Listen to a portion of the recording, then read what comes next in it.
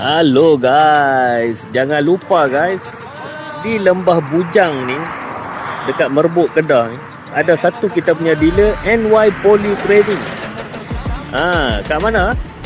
Dia dekat je dengan UiTM Merbuk. Dekat area sini hanya ada satu dealer saja Motocolors. Dealer Motocolors memang ada di Lembah Bujang Merbuk, Sungai Petani Kedah. Cari NY Poly Trading untuk dapatkan cat aerosol untuk motor anda guys.